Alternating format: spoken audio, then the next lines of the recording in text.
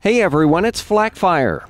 Battlefield 1 brings to life a lot of history, but to do so, the developers at DICE couldn't make the game 100% historically accurate.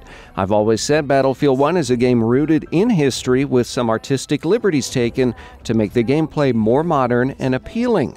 This is the first episode in a series where I examine each of the single-player war stories, providing some additional context and history to help you better understand the world in which these battles were actually fought. Today, I'm looking at the prologue, Storm of Steel. Unlike some of the other war stories in Battlefield 1, the introduction to Storm of Steel doesn't give a clear location and date, noting only that the battle takes place on the Western Front in 1918. During the prologue, you fight as a member of the 369th Infantry Regiment, which would eventually become known as the Harlem Hellfighters.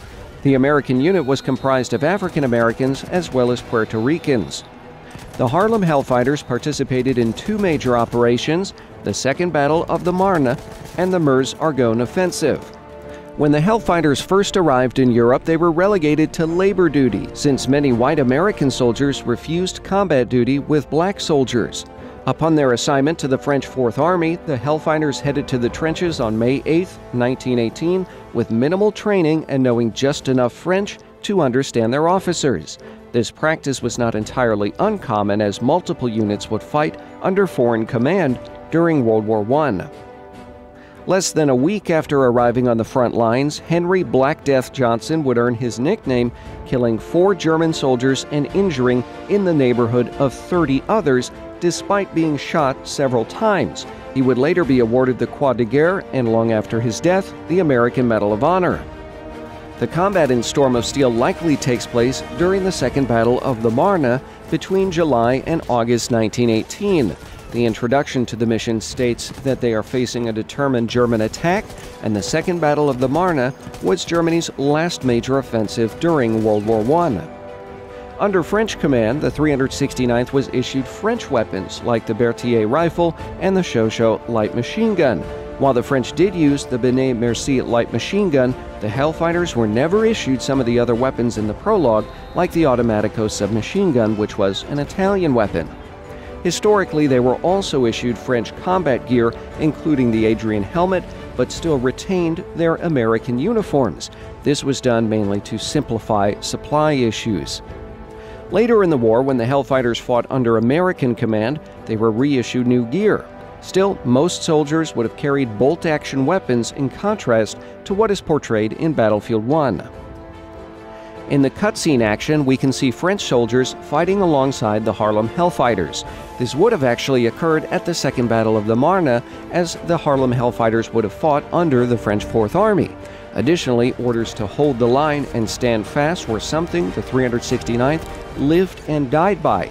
The regiment allegedly never gave a foot of ground to the enemy. The French Fourth Army's commander, General Henri Girard, probably used this to his advantage, since the defenses for the Second Battle of the Marne were intended to fracture the German attacks. Positions like the one held by the Hellfighters were vital in this regard. Having learned many lessons over years of trench warfare, Germany would have employed flamethrowers and stormtroopers in an effort to dislodge defenders, as shown in Battlefield 1. In Storm of Steel, the perspective hops between soldiers as each one is killed. At a point during the prologue, the player controls a tank. This is historically accurate as well.